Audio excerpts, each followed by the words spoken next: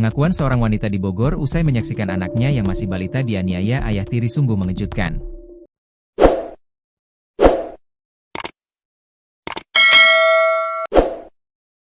Kendati melihat langsung anak kandungnya MA, 4, dianiaya ayah tiri sampai kritis, ibu di Kalisuren, Tajur Halang, Kabupaten Bogor itu malah membela suaminya. Fakta menyedihkan itu diketahui saat MA diperiksa kepolisian. MA tidak langsung menceritakan kejadian saat anaknya dianiaya, seakan sengaja menutupi tindakan suami barunya yang diduga menyiksa sang anak. Kasat Reskrim Polres Metro Depok, Kompol Made Gede Oka Utama, mengatakan pada awalnya sang ibu mengaku tidak mengetahui kekerasan yang dilakukan suaminya, yang merupakan ayah tiri MA. Dalam pemeriksaan sedikit menutupi apa yang dilakukan pelaku, ujar Made, melansir dari kompas.com. Namun setelah dilakukan pemeriksaan intensif, ibu kandung MA mengaku sempat melihat tindakan kekerasan yang dilakukan suaminya.